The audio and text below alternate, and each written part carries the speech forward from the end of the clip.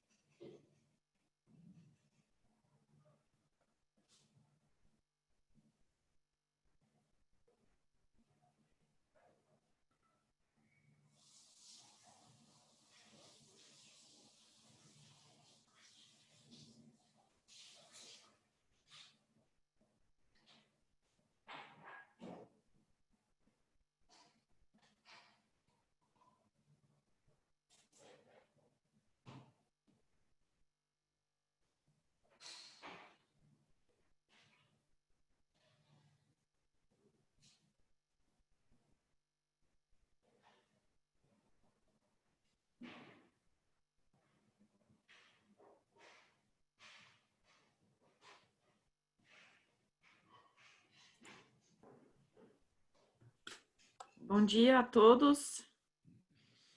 Sejam bem-vindos ao nosso webinar de hoje. Eu fico feliz que a gente consegue trazer esse tema a todos hoje. Queria agradecer especialmente a Melina Rocha pela presença hoje. Ela é da York University e é especialista em IVA. E a Renata e o Paulo, do escritório Storch Forbes, que também são experts na área tributária. E nós vamos falar hoje sobre a reforma tributária, a primeira parte que foi entregue pelo governo sobre a criação da CBS e substituição do PIS e COFINS e o que isso significaria para o contribuinte, para as empresas. Então, eu espero que vocês todos tenham um webinar bem proveitoso, que a gente consegue trazer todas as informações, tirar as dúvidas. Nós vamos, no início, ter uma apresentação sobre esse tema e, em seguida, vocês podem fazer as suas perguntas. Eu peço que façam as perguntas na aba do Q&A e, no final da apresentação, nós vamos à parte de perguntas e respostas. E, nesse sentido, sem mais, eu passo a palavra ao Paulo e desejo a todos um excelente webinar. Obrigada por trazer-nos esse tema. Olá, bom dia a todos. Muito obrigado, Cláudia, Nina.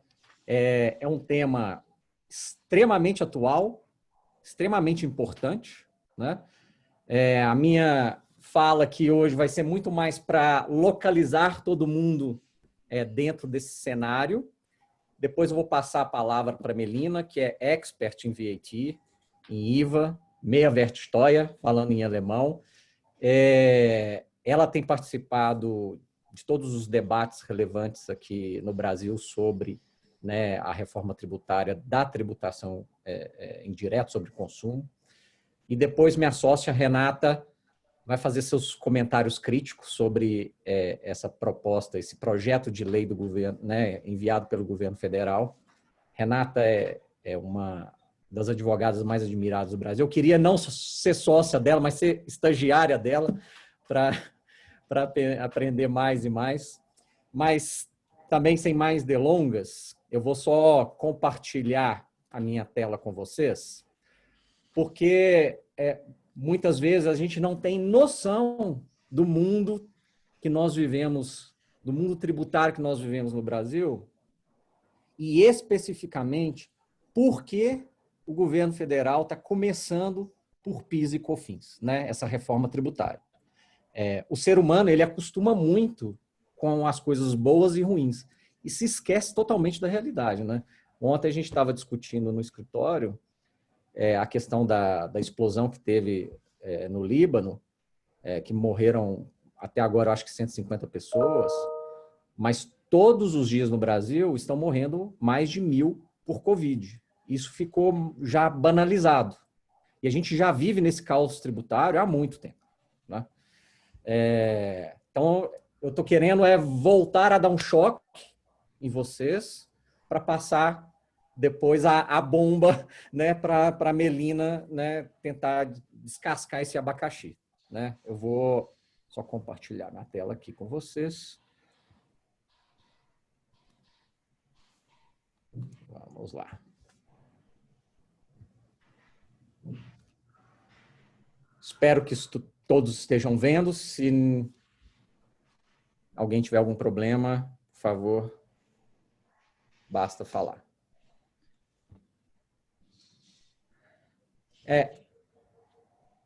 Antes de chegar mais perto da CBS, né, Contribuição sobre Bens e Serviços, até o nome é um pouco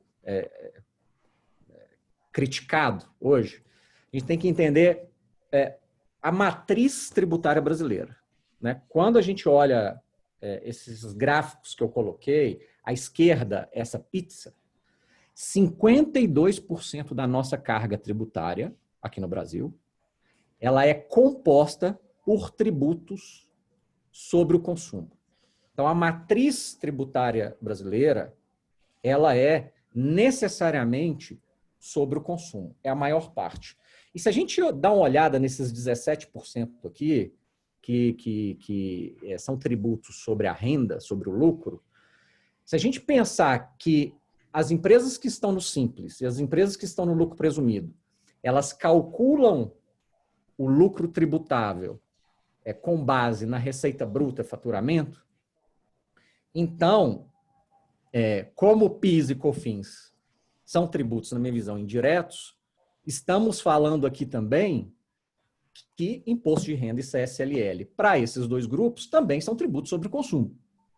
Então, pensem, senhores, que nós temos no Brasil também imposto de renda e CSLL que incidem sobre o resultado de operações de venda, de prestação de serviço e etc. Né? O Brasil, então, está focando mais nessa parte, não apenas porque a carga é maior, mas também porque a legislação, o sistema também é mais complexo. Isso nós vamos ver adiante.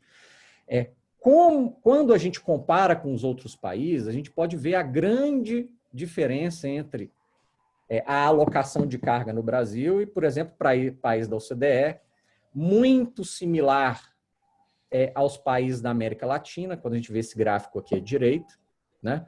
Quando a gente passa para baixo, a gente pode destrinchar quais são esses tributos sobre o consumo e a representatividade deles na carga total, né? A gente pode ver à esquerda aqui o ICMS, que hoje ainda né, se a gente somar os ICMS, né, dos 26 estados e do Distrito Federal, a gente pode ver que é a maior arrecadação hoje. Depois, passando para o imposto de renda, né? E logo depois a gente chega em PIS e COFINS, que para a União, né, essas duas contribuições são as principais, né, os principais tributos sobre o consumo da União. Como a gente está na Câmara de Comércio Brasil-Alemanha, eu trouxe também apenas alguns dados para vocês verem como é distinta, né, a alocação de carga tributária no Brasil e a alocação de carga tributária, por exemplo, na Alemanha. Né? Quando a gente vê o primeiro tópico desses tributos, que eu coloquei CON, seria consumo, né? A média, aqui eu usei uma média de IPI de 10%, né? A média de carga tributária sobre venda de bens e mercadorias é quase 50%.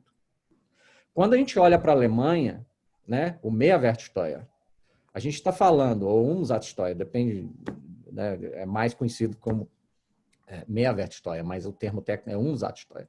Seria 19, são só duas alíquotas, 19,7%. E por causa da pandemia, até o final do ano, a Alemanha reduziu ainda as alíquotas, que serão de 16,5%. Né? Existe uma faixa de isenção, mas ela é irrelevante. Quando a gente olha para o imposto de renda, esse CIT aqui seria o Corporate Income Tax, imposto de renda SLL para o Brasil e Körperschaftsteuer, Gewerbesteuer, Solidaritätszuschlag para a Alemanha. A Alemanha ainda tem uma carga um pouco mais alta sobre o lucro empresarial, se comparado com seus pares dentro da Europa, tá? Mas o Brasil tem de 34%, que hoje é uma carga elevada ainda.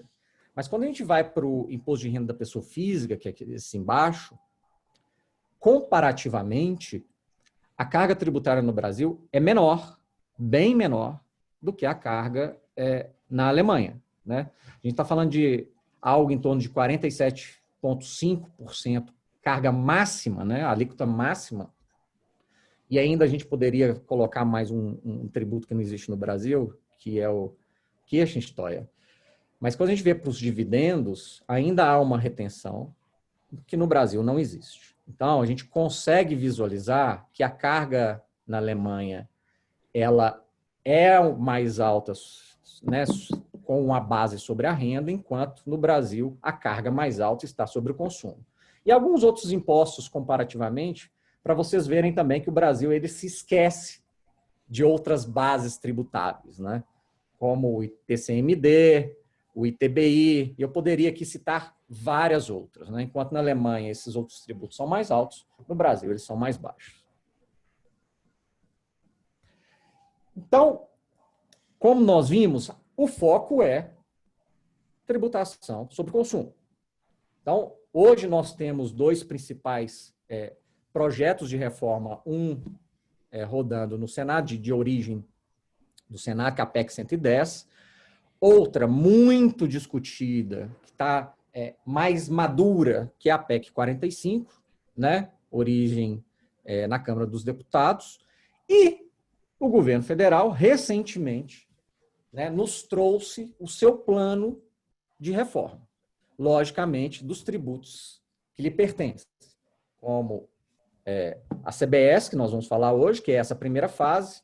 Segundo o governo federal, em breve ele lançará também um projeto de reforma do IPI, depois para a terceira fase do imposto de renda da pessoa jurídica e do imposto de renda da pessoa física, e, por fim, uma redução da carga sobre a folha de salários. Né? Vocês estão vendo nas notícias que a intenção do governo é trazer um imposto, né, inspirado na CPMF, mas não é CPMF, mas é inspirado na CPMF. Né?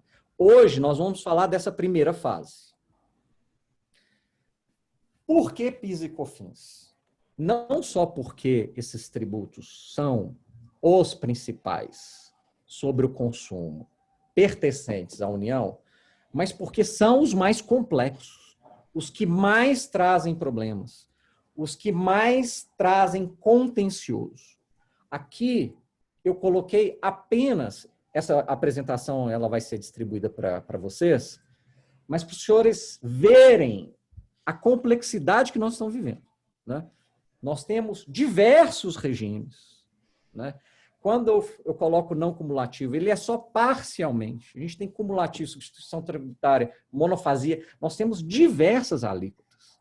Quando a gente fala de alíquotas de PIS e COFINS, não pensem que são apenas as gerais de 9,25 e 3,65. E lembrem, essas alíquotas de 9,25 e 3,65 são nominais. Nominais. As alíquotas efetivas são bem maiores do que isso. Né?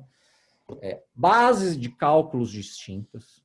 Na minha visão, nós não temos apenas PIS e COFINS sobre receita bruta e faturamento, e PIS e COFINS sobre importação, seja de serviços, seja de bens.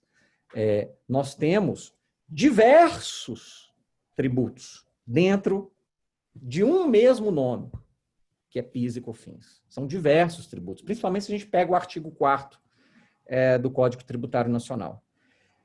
Diversos institutos, isso gera naturalmente uma complexidade para as empresas, um custo de compliance muito elevado e muito contencioso.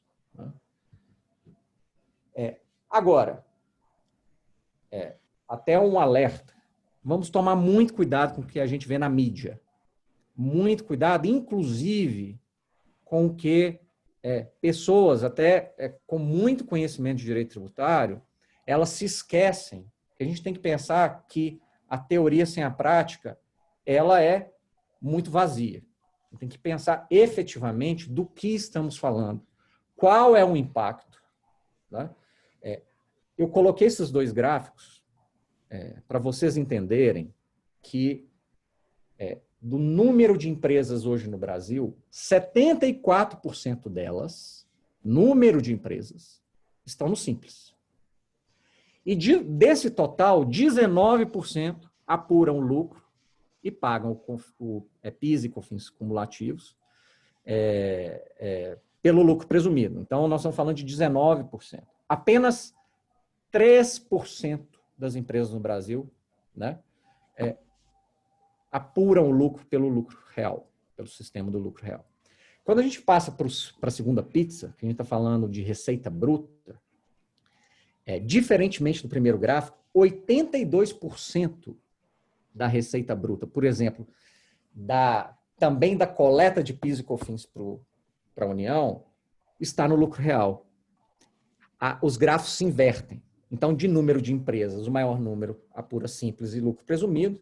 Agora, de receita, efetivamente, a grande maioria está no lucro real.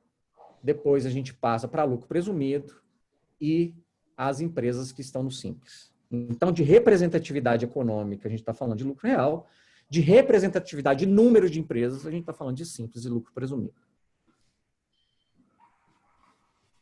Terminando, apenas alguns pontos finais, só para situarem vocês no contexto que a gente está vivendo e por que a gente está falando de CBS, por que a gente está falando de PIS e COFINS.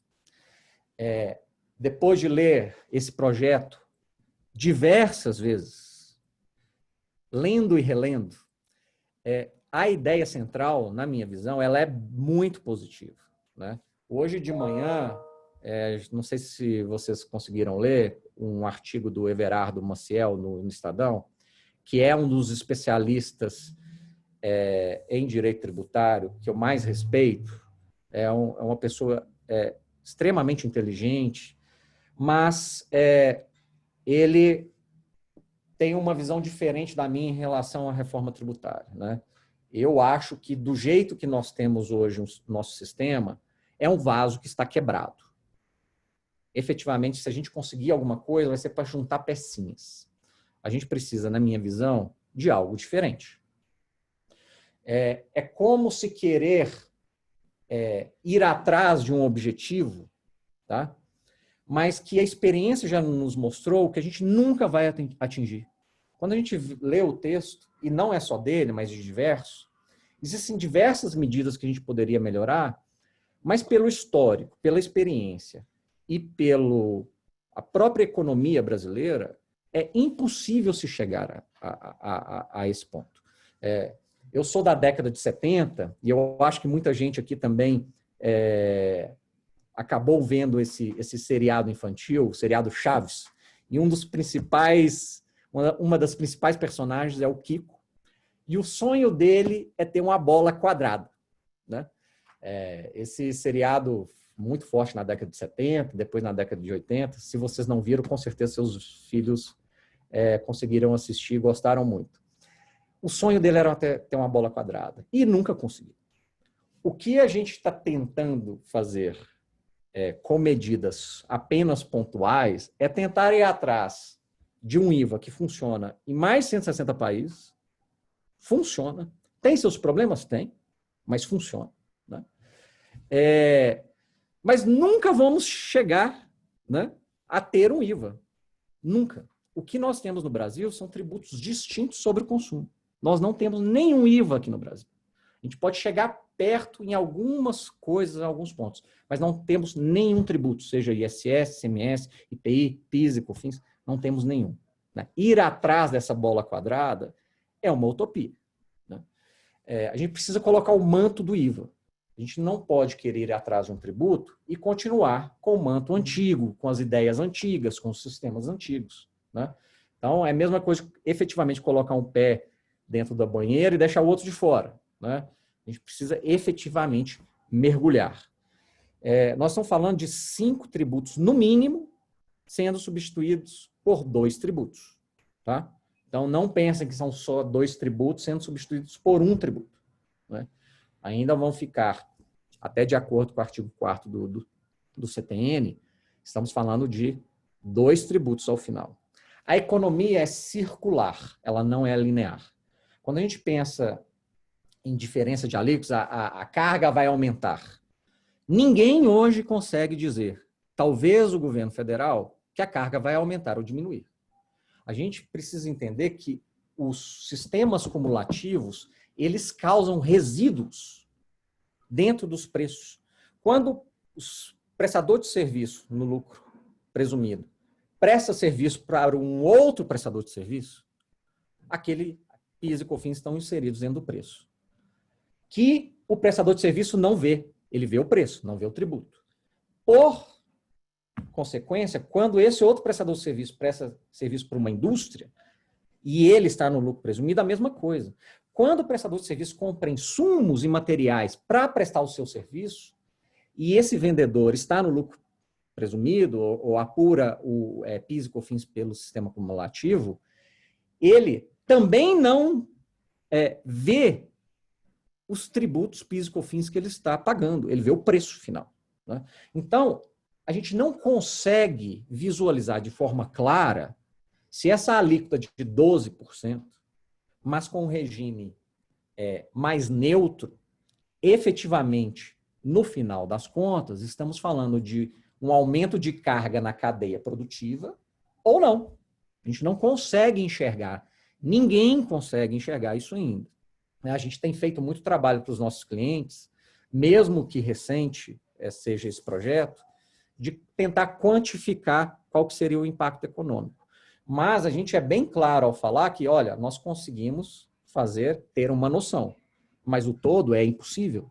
A gente não consegue ter acesso aos fornecedores dos nossos clientes, a gente não consegue ter acesso à carga efetiva nesse contexto mais amplo. Né? Então, a minha sugestão é mesmo que a gente tenha um pensamento e uma análise um pouco mais global e da cadeia inteira, e não apenas pontualmente. Né? E esse ponto eu chamo de efeito salsicha. Né? Quando a gente pega uma salsicha e come, a gente acha gostoso, a gente não vê o que tem ali dentro. É uma massa homogênea, se você corta ela no meio, a gente não vê nenhuma diferença, mas quando você vai numa fábrica de salsicha, efetivamente você vê tudo que está inserido ali dentro daquela salsicha. Né? Então, apenas para ilustrar, esse é o efeito salsicha. Não existe como nós, de uma forma geral e sem fazer um estudo econômico, afirmarmos que o impacto econômico para aquela indústria vai ser efetivamente maior. O que a gente tem visto nos jornais são sempre muitas generalizações. Muitas generalizações. Muita gente falando, vai sair de 3,65 para 12. Nunca foi 3,65. Nunca. Né? A alíquota efetiva é maior do que isso. Né? Então, tomem muito cuidado com o que a gente efetivamente está vendo na mídia. Né? E muitos também atores do mundo tributário se esquecem também que o impacto econômico é um pouco diferente. Bem, essas foram as minhas palavras, apenas para acender uma luzinha, para colocá-los mesmo diante da situação e passar a bola para a Melina, que é uma especialista em IVA e tem atuado muito de perto e muito fortemente nas discussões da reforma tributária indireta aqui no Brasil. Melina, a bola está com você, se divirta. Obrigada, Paulo. Primeiro, queria agradecer imensamente a honra de participar desse webinar. Então, queria agradecer à Câmara Brasil-Alemanha, na pessoa da doutora Cláudia Barma. Muito, muito obrigada. E aos meus colegas que aqui estão, que eu admiro imensamente, eu acredito que são os dois, tanto tanto o Paulo Duarte como a Renata Emery, que são dois dos maiores tributaristas do Brasil, e eu estou falando isso não porque eu estou com eles aqui, porque realmente acredito que são advogados brilhantes, e das vezes que eu pude conversar e trocar ideias com eles, eu vi tanto em um quanto no outro um conhecimento extenso sobre o sistema brasileiro, um conhecimento sobre a reforma tributária, e os dois são advogados que eu digo que não tem medo de mudanças, né? Porque a gente vê aí uma grande parte dos advogados que estão até contrários à reforma, não sei até que ponto são reativos a mudanças, a melhorias do sistema tributário. Eu posso dizer que tanto a Renata quanto o Paulo Duarte justamente ao contrário, né? Eles apoiam reformas positivas, conhecem e com certeza vão estar mais que preparados aí se uma reforma tributária entrar em vigor no Brasil, por conhecer exatamente muito bem a matéria. Então eu queria agradecer, é um prazer e uma honra estar com vocês dois. E eu fiquei com a tarefa difícil depois dessa exposição excelente do Paulo, trazendo vários pontos super relevantes com os quais eu concordo, todos eles, Paulo.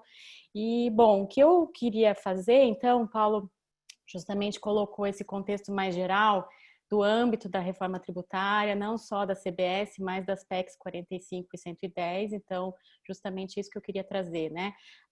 Antes da gente ir para uma discussão mais técnica, que eu acho que até a Renata vai fazer por ela justamente trabalhar mais com essas questões, discussões que a gente tem no Brasil, tanto na doutrina quanto na jurisprudência, eu queria fazer um contexto geral da reforma tributária, no sentido de visualizar se a CBS foi uma boa estratégia política por parte do governo federal e ver qual é a relação da CBS com as PECs, né? Porque há uma grande discussão quando o governo federal apresentou. Muita gente falou, não, mas por que não se discute uma reforma ampla? Já tem duas PECs no Congresso, por que o governo federal justamente fez essa proposição de um IVA federal ao invés de discutir toda essa questão da reforma tributária dentro das PECs, né? Então, a primeira pergunta que eu faço com relação à CBS é se essa estratégia do governo foi a mais acertada, por que foi ou não foi, e qual a relação da CBS, então, com as demais PECs. Isso é muito importante, porque se a gente vê que não foi uma estratégia acertada, então, por que a gente está discutindo a CBS? Deveríamos estar discutindo o IBS dentro das PECs que estão no Congresso. Mas se a gente achar e chegar à conclusão que sim, foi uma estratégia acertada, então eu acho que todos nós deveríamos colocar nossos esforços em tentar melhorar a redação do PL 3887 e incentivar justamente os nossos representantes na Câmara, né, e no Senado a votarem e implementarem essa CBS. Então, há duas discussões diferentes aqui, uma em termos de estratégia política e a outra questão técnica das melhorias que podem ser feitas no PL 3887. Então, eu vou começar com essa primeira discussão. Bom, todo mundo sabe que o Brasil, desde a Constituinte de 88, tenta fazer uma reforma tributária ampla no sentido de implementação do IVA, né? Toda essa discussão de IVA não é de agora, não foi o pessoal da PEC 45 que trouxe essa discussão, né? Se vocês retomarem todas as discussões na Constituinte, nós já tínhamos quase o mesmo projeto de implementação de um IVA nacional amplo, nos moldes internacionais, que reúne justamente todas as bases, serviço, comércio de bens, produção de bens, né, para acabar justamente com essa divisão de bases que a gente tem hoje no nosso sistema tributário, que é gravíssima, né, traz litígios de todos os tipos, vocês sabem mais do que eu, e creditamento amplo. Então, como o Paulo falou, a gente não tem IVA no Brasil. Então, muita gente fala, não, a gente já tem o ICMS, foi o primeiro IVA do mundo, um dos primeiros do mundo. Não tem nada a ver com IVA. Quem conhece IVA, e o Paulo conhece muito bem o sistema alemão, que é um exemplo de IVA internacionalmente, né, justamente por a Alemanha ser uma federação como o Brasil, então tem todo tipo de discussão federativa também. Quem conhece IVA sabe, pode dizer, não tem nada parecido com IVA. Então, é preciso, todos esses projetos, tanto a CBS quanto a PEC 45 e 110, vai mudar o paradigma da tributação no Brasil. Ao implementar um IVA, se for bem desenhado, obviamente, vai mudar a chave, né? Como o manto do IVA, como o Paulo falou, a gente vai ter que vestir o manto do IVA e virar a chave completa de como funciona o sistema de tributação sobre o consumo. É realmente muito diferente, não tem nada igual no Brasil, nada que se assemelhe. O ICMS está muito longe de modelo de IVA.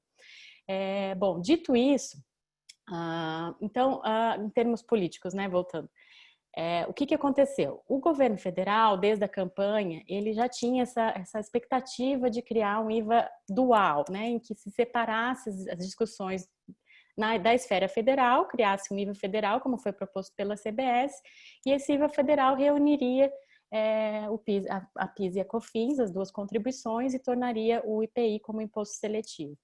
Isso já vem o ministro da Economia há muito tempo falando, né? Não foi uma decisão agora, no momento.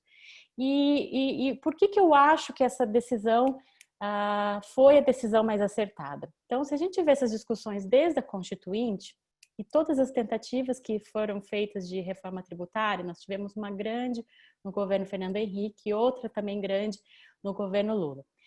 Todas essas três tentativas, elas não foram adiante por o motivo principal foi o conflito federativo. Nós temos um conflito federativo imenso em termos quando se fala de reforma tributária, porque estados não querem perder, nem municípios. Municípios agora estão mais, nessa reforma especificamente, estão muito mais reativos à reforma, eles não eram tanto nas demais tentativas, porque a base de serviços hoje é uma das principais bases de tributação, que mais cresce. Então, obviamente, eles não querem perder não só a arrecadação, mas como esse poder que eles têm de conceder benefícios, de regular o tributo. Então, não se trata só de arrecadação em si, mas tem toda uma outra discussão que é o próprio poder, competência de ter um tributo sob sua responsabilidade.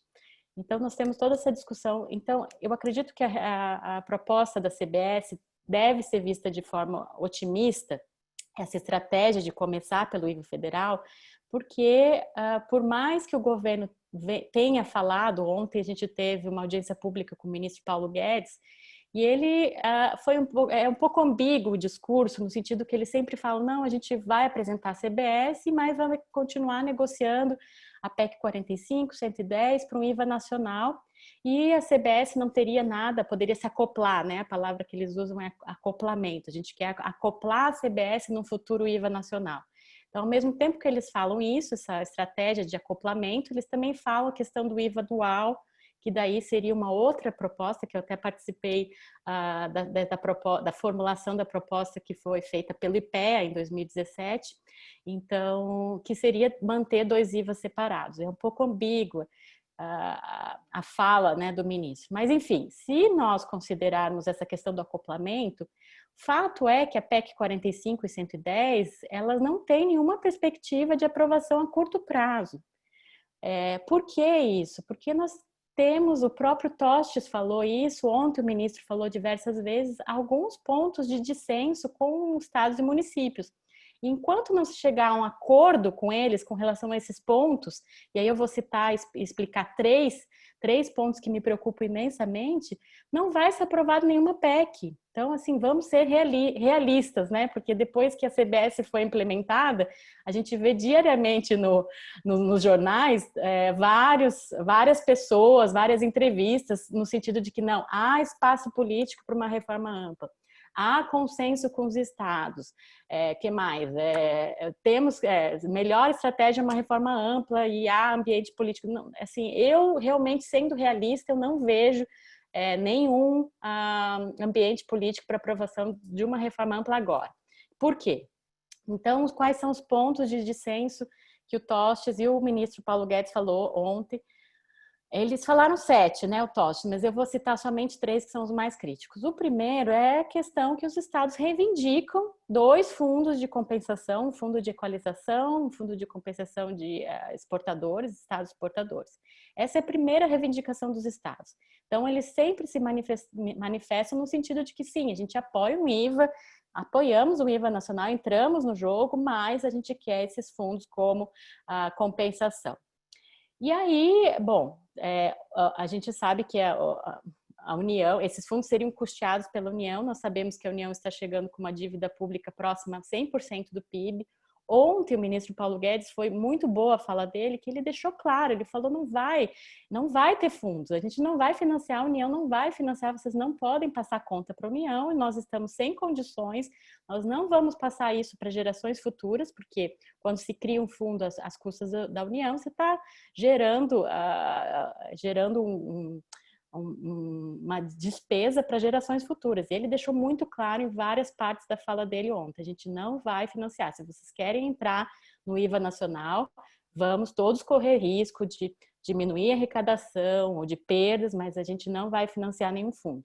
Então, só por esse primeiro ponto com relação a fundos, eu já vejo que há um grande impasse que é motivo para emperrar as negociações da PEC 45 e 110, com certeza.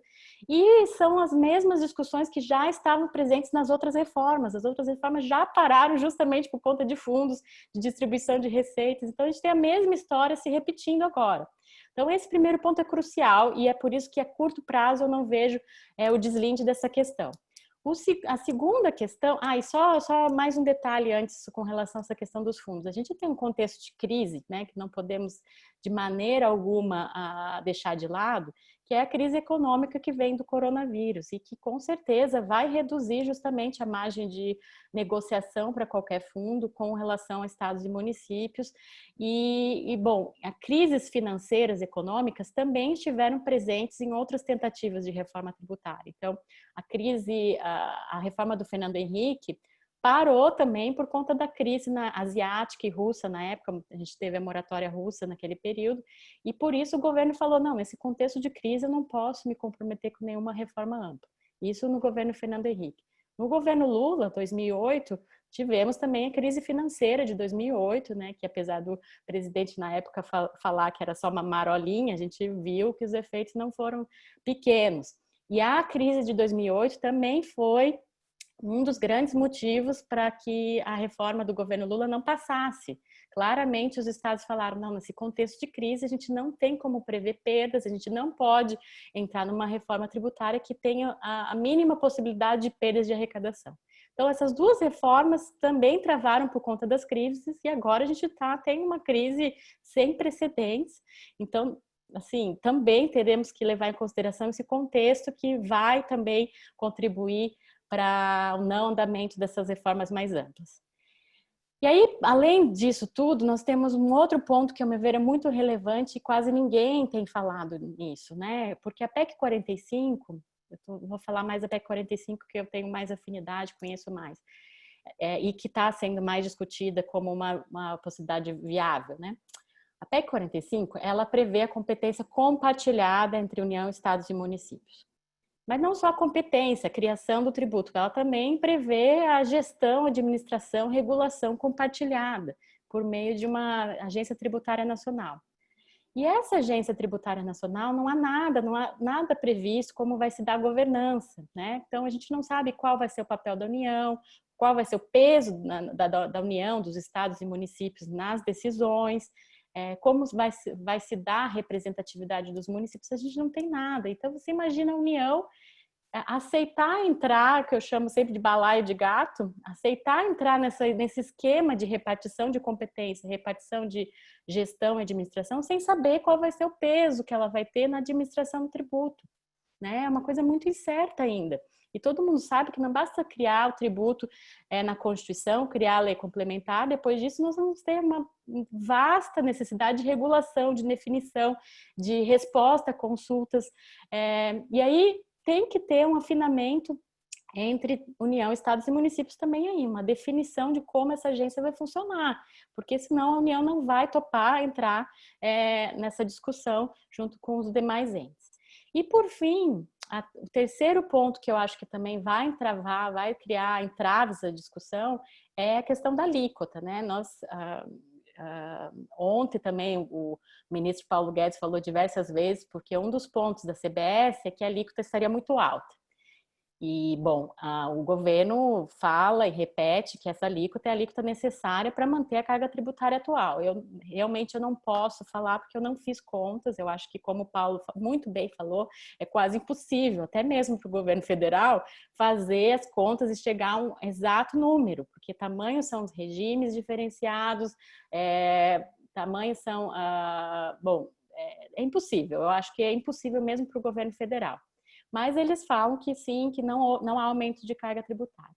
Então, uma alíquota de 12% da CBS, como foi proposto, é uma alíquota relativamente que dá pouca margem para os estados e municípios, porque vejam bem, se o Paulo trouxe aqui os números que eu anotei, né? Se as contribuições PIS e COFINS correspondem a 13% e o ICMS e ICMS juntos 24%, então, se a alíquota de 12% se refere a só 13% da arrecadação do PIS e COFINS, quanto vai ser a alíquota do ICMS e ISS, já que correspondem a 24% da arrecadação? Né? A gente tem toda uma discussão que a alíquota total do IBS seria 25%, mas isso, obviamente, só por uma conta rápida, a gente já sabe que vai ser impossível. Porque 25 já tira 12 da CBS, sobraria só 13, né? O que não é condizente com a realidade. E aí ontem o ministro Paulo Guedes falou, olha, já que vocês querem que a gente abra as contas, eu quero que as contas da PEC 45 e 110 também sejam abertas, porque eu não vejo 25% como real.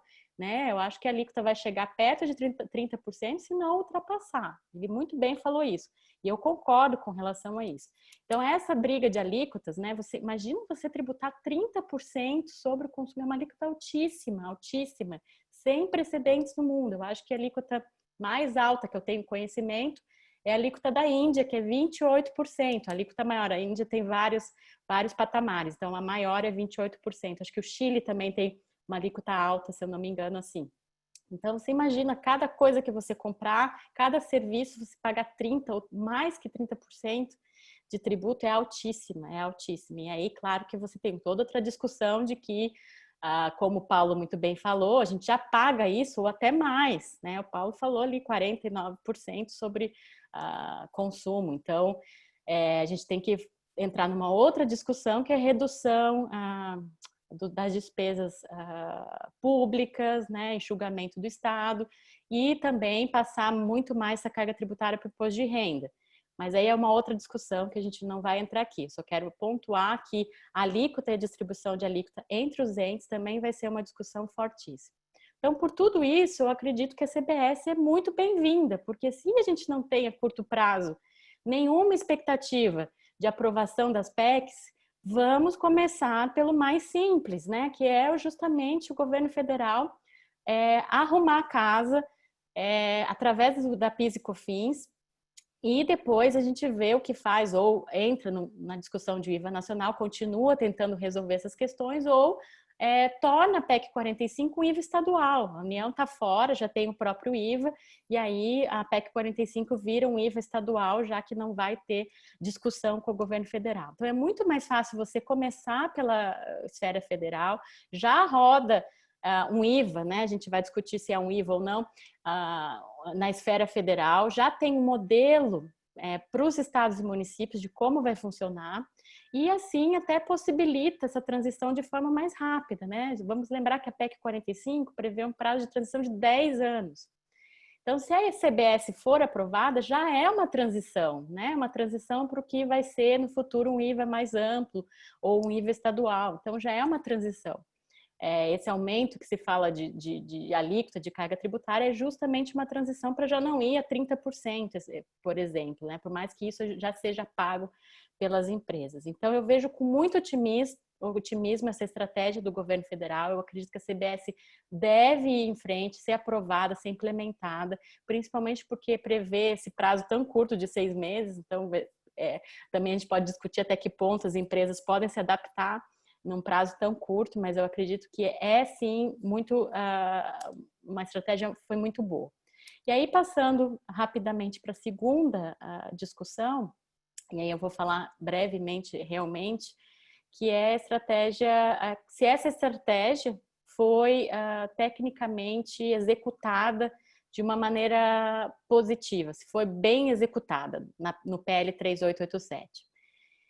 Bom, e aí o que o PL 3887 tenta fazer? Como a ideia é trazer um IVA federal, o PL ele colocou justamente todas as características de um IVA nos modelos internacionais, que geralmente tributa operações com bens e serviços, como o próprio PL colocou ali no artigo 1º. Acontece, e a Renata pode até depois discutir mais a fundo, que a competência da União, pelo artigo 95, é tributar receita ou faturamento. Então, o que eu senti quando eu li o PL foi que o governo federal, talvez até por essa tentativa de acoplar futuramente no IBS, colocou como incidência da CBS um IVA que não se encaixa muito bem na materialidade de receita ou faturamento. E aí isso vai gerar uma série de problemas, né? A gente discutiu muito, eu e a Renata, que é justamente qual é o conceito de operações, qual é o conceito de bens, de serviços. Isso não tem qualquer definição, conceituação no PL. E aí se coloca na exposição de motivos, o conceito é utilizar um conceito amplo. Conceito amplo é o conceito utilizado nos modelos IVA, mas não está condizente com a literatura nacional, doutrina, jurisprudência, e aí sem qualquer definição no PL, isso vai criar um contencioso enorme. Isso a Renata muito bem falou em um artigo que ela escreveu recentemente no Estadão. Então, é isso que eu queria discutir. Eu acho que, por mais que seja super louvável a tentativa de colocar um IVA na CBS, eu acho que o resultado não vai dar margem a muito contencioso. E aí, eu não estou dizendo que não é possível criar um IVA por meio da materialidade, receita e faturamento. Isso que eu queria deixar muito claro. Quando a gente fala em imposto sobre valor agregado, o mais correto a se falar é que é um método. É um método para se calcular o valor agregado. Não é um imposto em si. Então, por mais que a maioria dos países no mundo, eles realmente adotam um IVA com relação baseado em transações, cada transação incide o IVA, por isso que a lei colocou operações com bens e serviços. Então, na maior parte dos países do mundo, o IVA é transaction-based, né? É baseado em transações e o fato gerador são as transações. Mas é possível, através de uma outra técnica, você calcular o valor agregado também, tendo como materialidade a receita, não operações com serviços, com bens e serviços. E é por isso que eu acho que, mesmo que a materialidade, a competência da União esteja restrita a receita e faturamento, ainda assim é possível você tributar o valor agregado, aplicando um outro método de tributação, que é um método que já existe, mais ou menos, no PIS e COFINS não cumulativo, que é o subtraction método, né, que é utilizado internacionalmente, discutido, ele é pouco utilizado, tem algumas experiências, mas é possível. E aí, o que é esse subtraction? Que por português se traduz subtrativo, método subtrativo, ou de subtração. Que é justamente você calcular o valor agregado pelas receitas, faturamento, ligado à atividade empresarial e descontar as despesas amplas, também ligadas à atividade empresarial, atividade econômica. Então, quando você faz esse cálculo, você está calculando o valor agregado, sim. Então, é um tributo, uma contribuição sobre o valor agregado, mas utilizando outro método e um método que é condizente com a materialidade da Constituição, porque a Constituição não vai ser mudada. Então, a Constituição continua a mesma, você tem a receita e é possível, através desse outro método, calcular o valor agregado, né? Então, assim, você tem o mesmo resultado. Se você tirar qualquer referência a operações com bens e serviços e tributar por esse método, você tem exatamente o mesmo resultado, sem que haja discussão em relação ao que é operação, o que é bem, o que é serviço, o que é sentido amplo, entendeu? Então, você tira todas essas discussões e ainda continua tendo o mesmo resultado. É isso que eu acho que o governo federal deveria ajustar, ou a Câmara, ou os deputados, ajustar a lei para que se reflita esse outro método e que não haja discussões de ordem de constitucionalidade com relação a todos esses conceitos que estão ali sem serem conceituados, sem serem definidos. Então, eu acho que limparia a lei. Essa que seria a minha proposição para a lei, para ela se tornar com menos potencial de contencioso. E aí, eu acho que é isso. Eu queria, só falar duas palavrinhas com relação ao setor de serviços. a gente pode discutir nas perguntas depois. Como o Paulo falou, ele falou muito bem, vai haver aumento de carga tributária? A principal pergunta que principalmente as empresas fazem. Vai haver aumento ou não?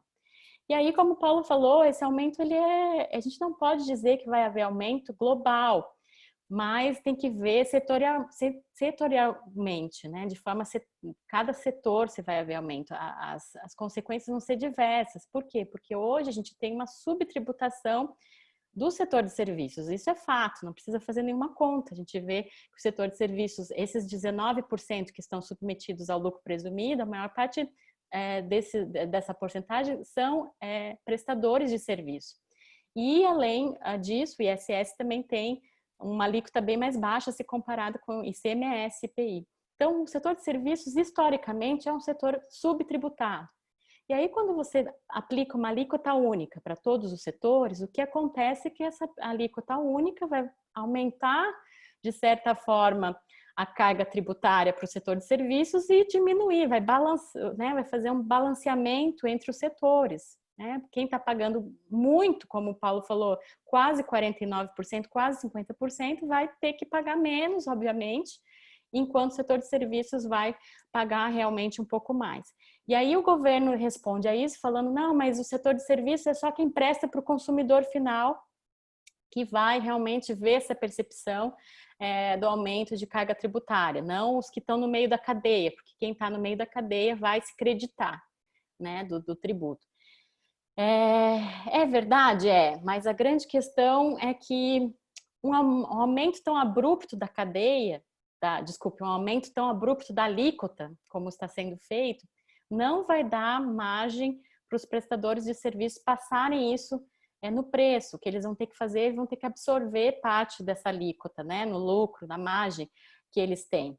E aí, realmente, isso é um pouco problemático, porque é feito de maneira abrupta, né? Não há um ajuste de preços ao longo do tempo, e que você pode realmente passar essa carga para o consumidor final, como é o intuito do IVA. O IVA, tudo você passa para o consumidor final, é ele que vai pagar no final.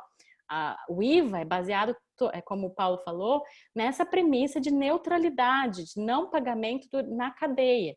Né? Na cadeia não é o fornecedor, o prestador que paga, ele vai repassando isso até o consumidor final. É essa a lógica do IVA, desonerar totalmente a cadeia de produção e só tributar o consumo final. Mas quando você tem essa mudança tão abrupta, é óbvio que vai ter o impacto nos prestadores de serviço, porque eles não vão poder passar essa alíquota integralmente para o consumidor final, já que a demanda é muito elástica, né, do serviço. Então, vai haver, sim, esse impacto, não há dúvidas, mas sem lembrar, só para lembrar, como o Paulo falou, que há um impacto negativo no setor de serviços, mas há um impacto extremamente positivo para indústrias, para o comércio, que vai poder redistribuir essa carga tributária tão alta e compartilhar essa carga tributária com serviços que hoje são subtributados. Eu acho que isso é uma tentativa e é uma consequência muito louvável da CBS, tanto da CBS quanto do IBS. Ok? Essa equalização entre os setores. Bom, eu acho que é isso. A gente pode conversar mais durante as discussões. Eu queria ouvir agora a Renata, que eu acho que ela tem muito mais a dizer nesses aspectos técnicos do PL. Muito obrigada novamente pelo convite. Estou muito feliz de estar aqui. Obrigado, Melina. Foi fantástica a sua exposição. Trouxe também para a gente não só o que está no texto, né, mas um impacto da realidade e o que a gente efetivamente vê nos bastidores, né? Uma coisa muito importante que você falou também é que despesa tem pai e mãe, então não adianta a gente falar, vamos abaixar a carga, sendo que a gente tem uma despesa muito alta. A gente precisa mesmo da reforma administrativa. E essa questão também do setor de serviço, uma vez eu vi uma palestra e o palestrante deu um exemplo muito interessante, que colocaram 2 sapos, né, e foram colocando água dentro do recipiente onde os sapos estavam, aumentando o grau de temperatura da água aos poucos em um, e o sapo ficou. Ele conseguiu ficar dentro da água. E no outro, uma água muito quente. O sapo pulou. Esse que o sapo estava, que a água foi aumentando aos poucos, ele ficou, mas um momento ele morreu, porque a água ficou muito quente, né? Então, quando a gente choca, espana. Quando de uma hora para outra eu tenho um impacto muito grande, espana. Quando eu tenho aos poucos, eu consigo me acomodar com aquela água um pouco mais quente, né? Mas eu não posso aumentar demais, senão eu vou morrer, né? Então, só um exemplo para ilustrar isso. Eu queria passar para minha sócia, a Renata, que vai destrinchar um pouco esse aranzel do PL da CBS. Renata, a palavra é sua, estamos ansiosos. Paulo, bom dia, queria agradecer a todos vocês por estar aqui. Eu não sei quanto tempo eu tenho, até que horas que vai o nosso evento aqui, e eu vou tentar ser o mais breve possível, porque acho que a gente já deve estar atingindo o limite de horário, não? Não, a gente está com mais uma meia hora e eu acho que é importante fazer esse resumo e a gente já embute algumas perguntas por enquanto. A dúvida principal vai na direção do sentimento de uma falta da reforma tributária em relação às multas e obrigações acessórias. Então, essa carga para as empresas não é necessariamente nas alíquotas e no imposto também, mas o que é o especial do Brasil são essas obrigações secundárias. Então, se já quiser entrar nesse assunto no final das suas considerações da PL também, eu acho que Perfeito, Cláudia. Eu vou entrar nesse ponto também, então. Eu vou só, então, me permitir, se vocês permitirem aqui, projetar uma breve apresentação e vou dar um passo atrás e apresentar para vocês primeiro quais são as características principais dessa nova CBS, para todos estarmos situados aí, talvez no mesmo nível de informação com relação à contribuição. Vocês estão vendo aí o slide que eu estou projetando? Está aparecendo para vocês? sim. Tá. Então, só para dar um passo atrás, como a Melina e o Paulo expuseram muito bem, a proposta do governo, nesse momento, o governo, inclusive, quando ele traz o projeto de lei 3887, ele já anuncia que ele é parte de um pacote de reforma tributária. Então, ele é a primeira fase, o primeiro passo, e que representa justamente a unificação do PIS e da COFINS, que são duas contribuições sociais que incidem sobre a receita bruta. Ele surge com esse novo nome, né? Contribuição sobre operações com bens e serviços, mas ele também, assim como o PIS e a COFINS, vai incidir sobre a receita bruta. Agregado a esse PIS e COFINS sobre receita, ele também vai trazer o PIS e a COFINS sobre a importação de bens e serviços. Então, eu vou unificar essas contribuições numa única, que é a que a gente está chamando aqui de CBS. Então, ela tem como fato gerador o auferimento de receita, né, nos termos aí que ela vem definida na nossa legislação do imposto de renda, e o governo ele tem como grande princípio para essa reforma trazer uma simplificação e resolver alguns dos grandes disputas judiciais que nós temos hoje com relação ao PIS e à COFINS. Então, uma dessas discussões que a gente vê no judiciário e hoje representa um passivo bilionário para o governo, ela diz respeito justamente à base de cálculo do PIS e da COFINS, aonde você pretende ver dessa base ali retirado outros tributos que hoje integram essa base. Então, a primeira, vamos dizer assim, qualidade que a gente vê nessa proposta do governo é uma tentativa de resolver alguns desses pontos hoje muito polêmicos da nossa legislação, e ele já prevê no projeto que estarão excluídos da base de cálculo da CBS esses outros tributos, né? O ISS, o ICMS, a própria CBS, né? Na importação Também a base de cálculo, ele vai prever que é o valor aduaneiro dos bens importados ou o preço pago pelo serviço, e dessa forma exclui todos os tributos que incidem nessas operações, deixando como base apenas o valor mesmo do bem ou do serviço, enfim, que está sendo ali tributado. Como também a Melina e o Paulo já colocaram, a alíquota dessa nova CBS ela é de 12%. Uma justificativa que o governo traz para ter essa alíquota maior é justamente o fato de você ter uma base menor e também de ter um crédito mais ampliado.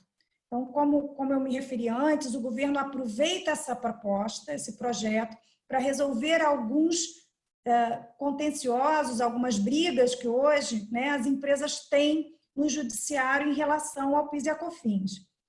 Uma das brigas é a exclusão dos tributos da base, a outra é com relação ao próprio direito de crédito do PIS e da COFINS, que a legislação atual ela usa esse conceito de insumo para permitir que as empresas tomem crédito da contribuição, e esse conceito, na última década e meia, tem sido fortemente aí, discutido, debatido pelos contribuintes, porque ele é impreciso. E justamente por essa razão vem o governo também na tentativa de resolver essa questão do creditamento, estabelecer de uma forma talvez mais objetiva que o crédito dessa CBS, dessa contribuição, vai passar a ser tomado simplesmente com o valor da contribuição que foi paga e está destacada na nota fiscal. E qualquer aquisição, portanto, de bem ou serviço, e aí, ainda que não seja diretamente referido ao processo produtivo da empresa ou à prestação de serviço, qualquer aquisição, ela vai te dar direito ao crédito pelo valor que está ali destacado na nota fiscal. Então, quando a gente olha ou compara, né, essa CBS com o nosso PIS e COFINS atual, nós vemos que ela guarda várias semelhanças, mas algumas das diferenças já são influenciadas por essa experiência que nós tivemos aí ao longo dos anos quanto àquilo que não funcionou no PIS e na COFINS e tem gerado muita disputa judicial. Um outro ponto importante, a Melinda também ela já fez referência a ele, é o período de transição curto que a gente tem previsto nessa legislação para que essa CBS entre em vigor 6 meses após a edição da lei, né? Comparado isso ao que a gente tem hoje com as outras propostas de reforma tributária do IBS, por exemplo, é um período bastante curto e que já permitiria ao governo e às empresas irem aí verificando como essa CBS vai funcionar e sentindo os seus efeitos. Então, quando a gente olha para essa proposta, a gente vê vários pontos positivos, né? E acho que a Melina ela ressaltou aqui bastante esse lado. A gente tem que olhar para essa proposta como realmente uma evolução. Um dos pontos é, sem dúvida alguma, uma simplificação que a gente tem no nosso sistema. Hoje a gente tem 2 contribuições, para o PIS e para a COFINS, que se sobrepõem, elas são idênticas e tem apenas 2 contribuições separadas ali, né? Então, eu estou unificando essas 2 contribuições. Com isso, eu já reduzo o número de obrigação acessória, que é uma das perguntas que foi trazidas. Inclusive, a própria proposta do governo é que essas novas obrigações acessórias da CBS sejam muito mais simplificadas até na sua elaboração. A própria governo, na sua coletiva, em uma das coletivas, ele diz que ela terá muito menos campos. Então, eu tenho uma unificação de informação, eu tenho uma simplificação, isso já está no coração desse projeto em relação às obrigações. Por outro lado, eu também estou estancando um problema hoje grande para o governo, de todo esse passivo que gerou para o governo em relação a todas essas brigas na Justiça com relação à base de cálculo do PIS da COFINS, com relação ao direito de tomada de crédito de PIS e COFINS. Então, esse passivo para o governo acaba, ele estanca, né, ele para, e para o contribuinte, o que isso tem de favorável é que nos traz mais segurança jurídica. Eu começo a ter mais segurança de quando e como eu posso tomar o crédito, com relação ao valor da base. Tudo isso melhora o nosso ambiente de negócio, o ambiente tributário, sem dúvida alguma, né? Eu tenho também um direito à compensação do crédito do PIS e da COFINS, da CBS, desculpa, que ele é muito mais amplo. Então, na proposta do governo, o crédito das contribuições, eles são compensáveis não só com a CBS, mas com quaisquer outros tributos federais. E mais, podem ser objeto de ressarcimento em dinheiro, inclusive. Então, isso é o que propõe o projeto de lei 3887. Mas se a gente tem esses impactos positivos, né? Por outro lado, quando a gente examina mais de perto esse projeto, ele traz também uma série de preocupações. E aqui eu coloco realmente como preocupações no sentido de que nós vemos o projeto como uma evolução.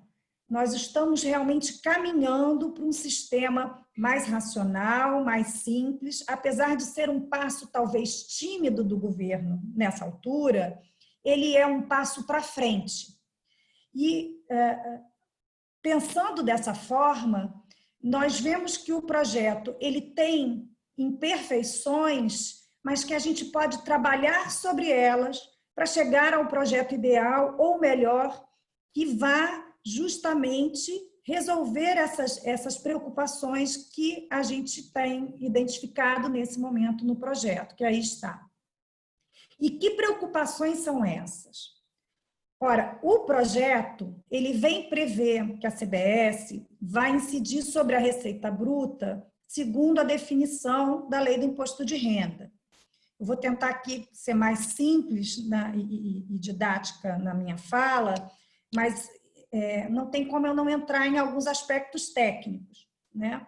Então, hoje, a definição que eu tenho na legislação do imposto de renda, ela me dá uma certa insegurança, porque ela é uma definição ampla, mas ela é uma definição cujo seu alcance ele não é preciso.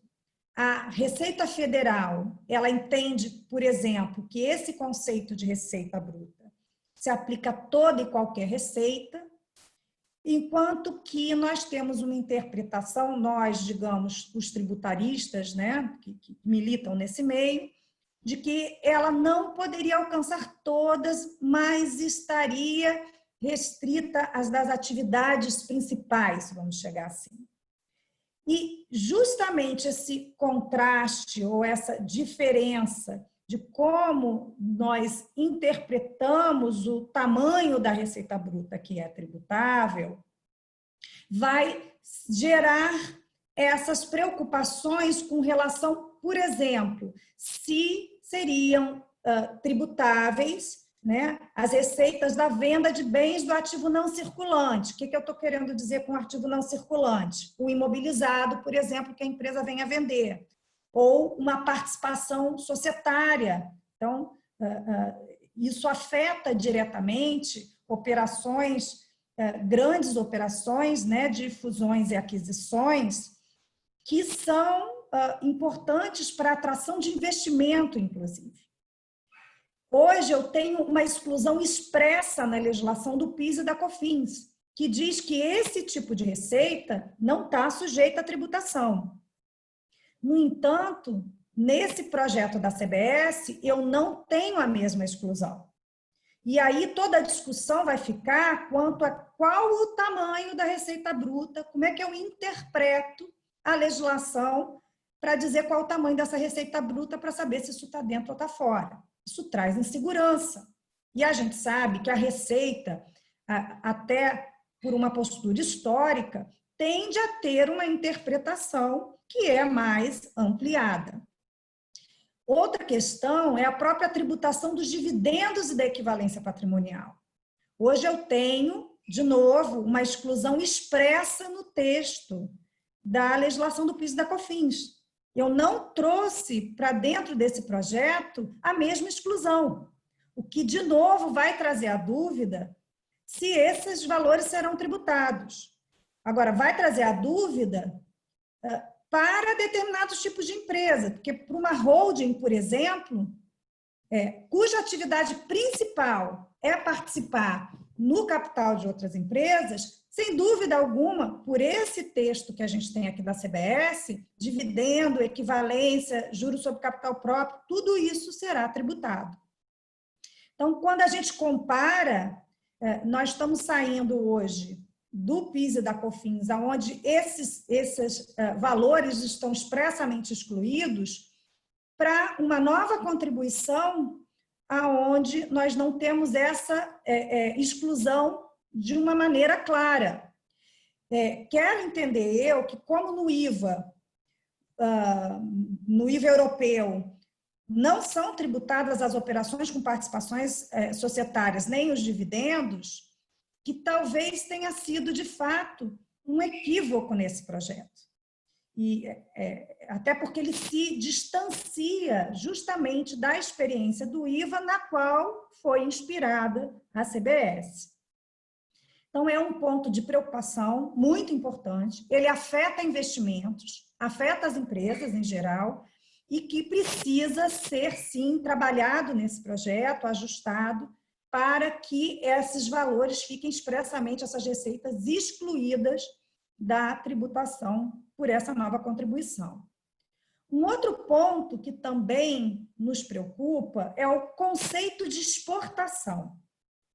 Hoje, na legislação do PIS e da COFINS, quando eu falo de exportação de serviço, é muito claro que o ingresso de divisa, ou seja, o ingresso de dinheiro no país, dinheiro estrangeiro, já é suficiente para eu caracterizar essa exportação que é exonerada do PIS e da COFINS, que não tem PIS e COFINS sobre ela.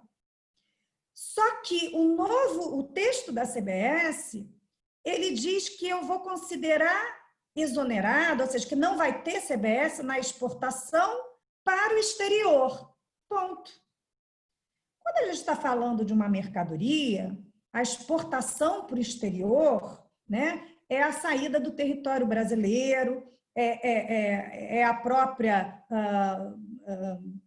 desembaraço da mercadoria, enfim, a declaração, né, de exportação. Mas quando eu estou falando do serviço, que é um bem imaterial, como é que eu caracterizo a exportação para o exterior? As empresas que prestam serviços, em geral, as empresas brasileiras que prestam serviços, elas vão prestar o serviço do território do nosso país. Então, traz aqui uma preocupação muito grande de que eu não consiga jamais caracterizar uma exportação do serviço, a não ser que eu exporte o próprio exportador, né? Que eu mande um expatriado para fora do país, eu não terei como caracterizar uma exportação de serviço.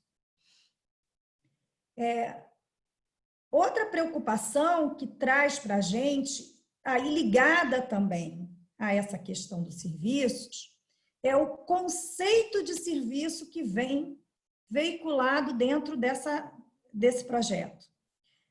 A gente sabe que no Brasil, há mais de 30 anos, nós discutimos o que é serviço.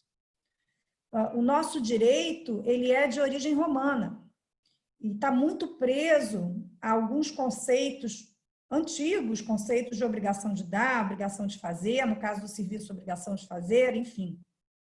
E justamente por essa razão, esse conceito de serviço que não está definido na nossa lei, ele gera muita discussão. e até hoje não foi pacificado pelos nossos tribunais. Só esse ano nós tivemos 2 precedentes do STF discutindo essa matéria. Um muito recente, que é do caso dos contratos de franquia, né? Muito embora a jurisprudência do STF nos últimos anos tenha evoluído em relação ao conceito de serviços, ele ainda não se encontra precisamente definido.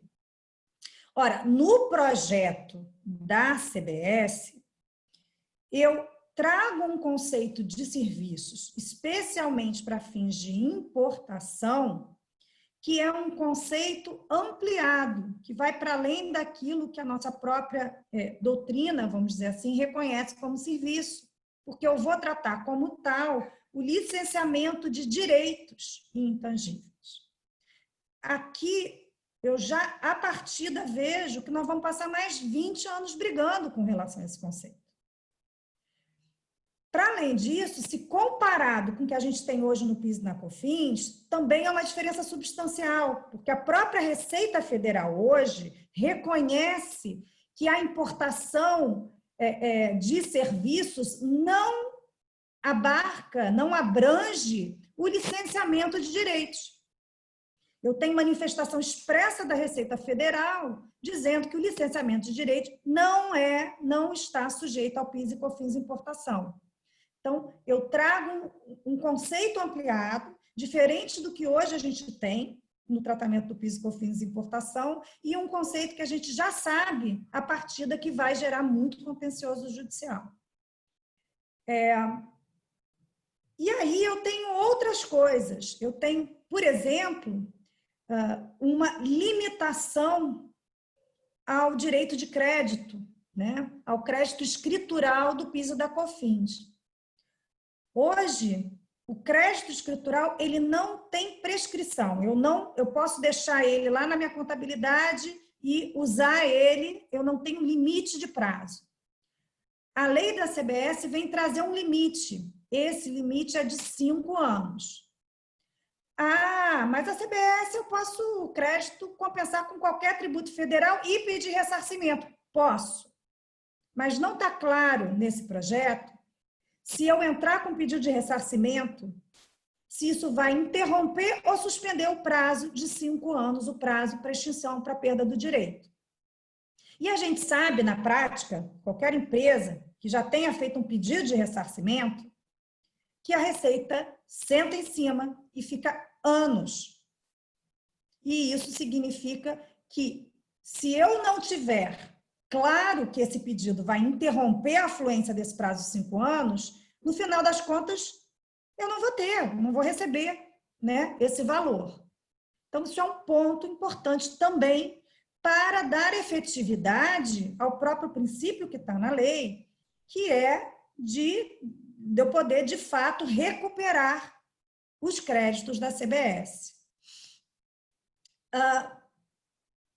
Ainda com relação aos créditos, uma coisa que nos preocupa bastante é que, se por um lado a materialidade da contribuição foi construída como sendo uma contribuição incidente sobre receita bruta, quando eu vou falar da tomada de crédito, a lei, o projeto, melhor dizendo, ele limita as aquisições de bens e serviços.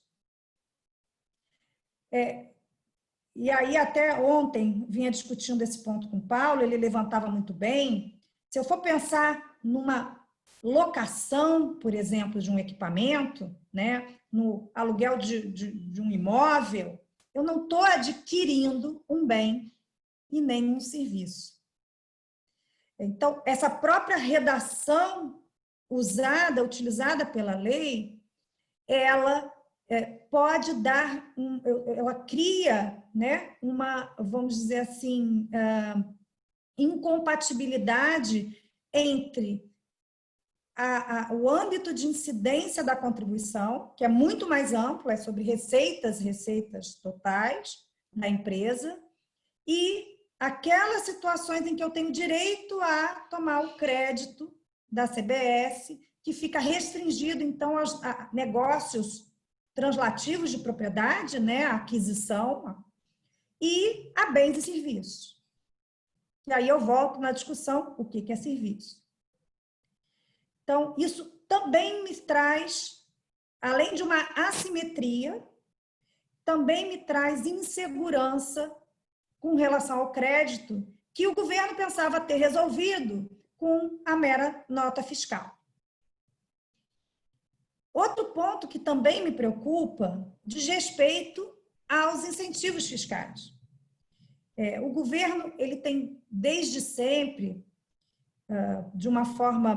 colocado de uma forma muito incisiva, nós temos hoje uma grande colcha de retalhos no sistema brasileiro, em função do tratamento diferenciado que é dado para uma série de setores ou de transações, enfim, que acabam sendo beneficiados aí com regimes especiais ou incentivos em matéria de PIS e COFINS.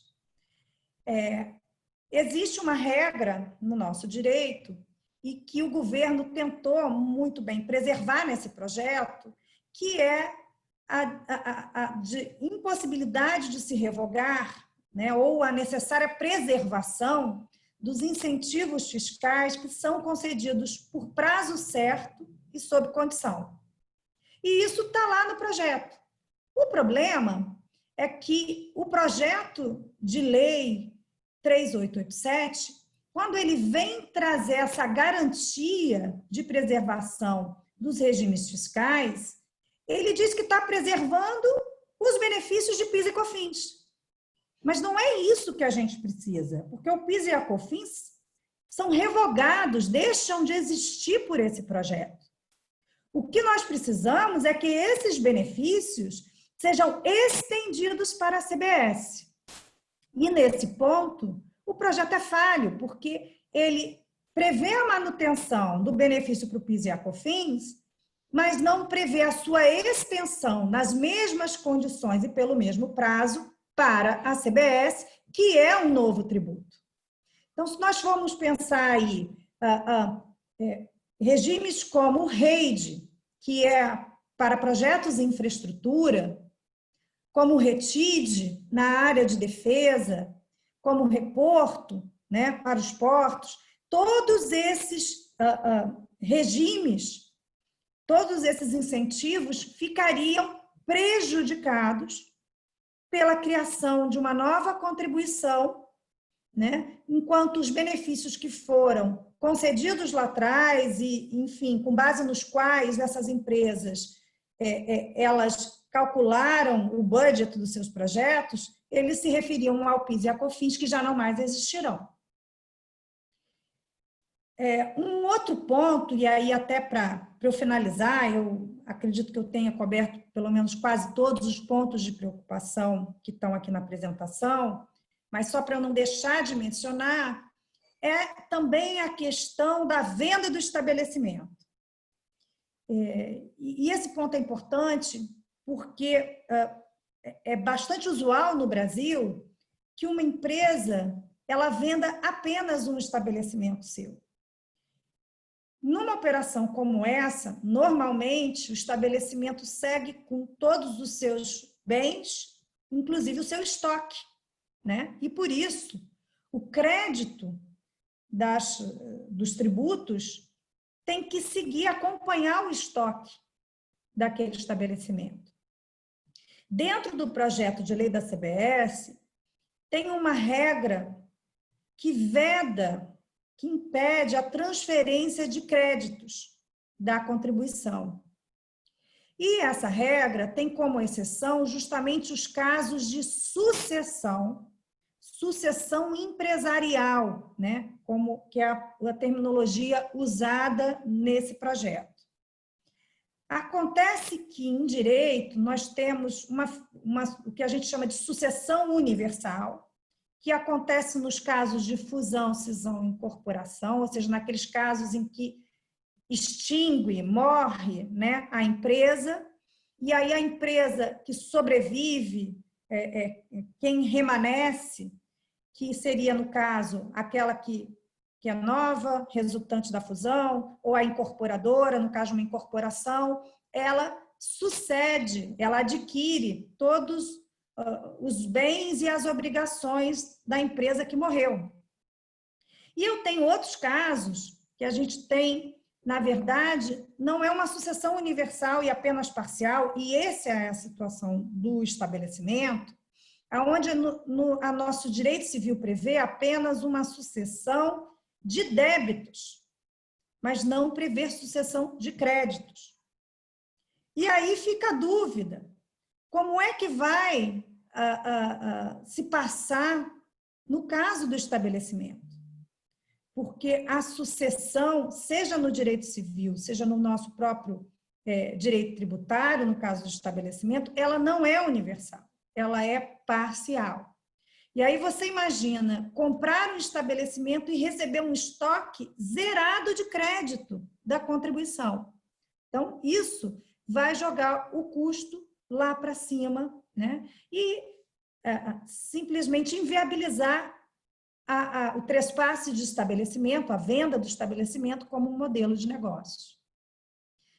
Então, eu queria trazer essas preocupações para vocês, mas passar a mensagem que, apesar de tantas imperfeições que a gente identificou no projeto, e é natural que a gente identifique, porque isso é um projeto bem grande, é uma mudança grande no nosso sistema, elas são todas passíveis de ajuste. Então, nada disso é insuperável. Nós estamos falando de um projeto de lei que ainda não foi aprovado. A nossa missão agora é trabalhar para que o nosso Congresso Nacional tenha ciência dessas preocupações e faça os ajustes necessários para que nós tenhamos aí o projeto de lei que seja de fato eficiente e represente essa evolução que a gente tanto espera no sistema tributário brasileiro. E botando essas preocupações de lado, ou resolvendo essas preocupações, nós acabamos ficando com um projeto que, sem dúvida alguma, é uma evolução. E nós temos que brigar por ele, porque, como a Melina colocou aqui muito bem, o que o governo está propondo é um projeto de lei cujo quórum para aprovação no Congresso é muito menor do que o de uma emenda à Constituição. E justamente para que a gente consiga avançar, o governo buscou a alternativa que politicamente seria viável e factível, que é uma mudança por lei sem mexer no texto da Constituição. Então, nossa missão nesse momento é ajudar o governo a chegar lá, porque isso vai trazer, sem dúvida alguma, benefícios para todos nós.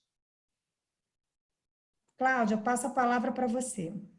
Perfeito, muito obrigada pela exposição.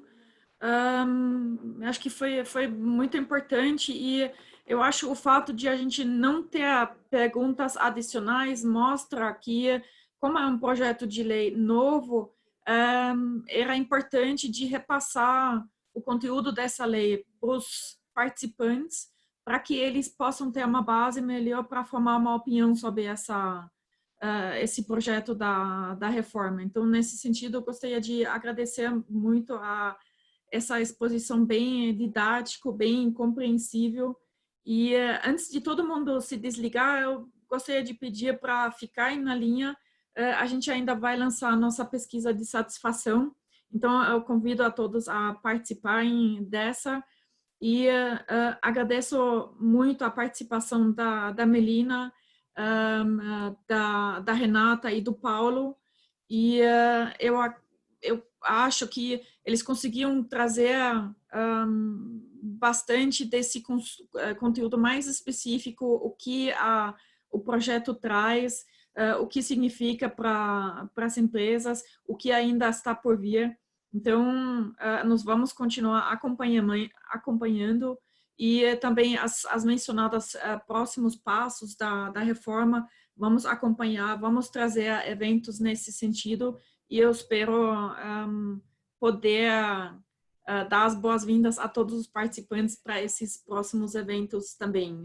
Convido a todos a acompanhar o nosso newsletter, o nosso site para divulgação desses novos eventos que vão vir assim que são divulgados os próximos passos dessa reforma. Então, com isso, obrigada. Passo a palavra para os nossos palestrantes para a despedida desse webinar. Bem, obrigado, Cláudia. A Câmara sempre é uma grande parceira, sempre trazendo também assuntos muito relevantes, atuais para as associadas. Eu também queria agradecer a Melina, lá do Canadá, com a experiência que ela tem em IVA, e não só em IVA global, na prática, né? Porque ela efetivamente trabalha na área, ela conhece o setor privado. Isso é muito importante para a gente, né, trazer assim, o que acontece, o que funciona. E a Renata também, todos esses pontos, para mim é sempre um aprendizado trabalhar com ela, são pontos extremamente relevantes de quem conhece o problema na prática, né? Para mim é só uma mensagem de que não vamos apenas criticar, mas também buscar, né, um entendimento comum. Eu tenho visto muitos jornais criticando apenas, mas ninguém trazendo, poxa, é ótimo, é bom, mas precisa de um ou outro ajuste. A gente está vendo muita crítica, eu acho que está na hora da gente construir, né? E aquele exemplo lúdico do Kiko que eu coloquei, tem o outro do senhor Madruga, que nunca pagou aluguel. Vamos tentar fazer com que o senhor Madruga pague parte do aluguel, né? Vamos tentar melhorar e não apenas criticar. Muito obrigado. Então,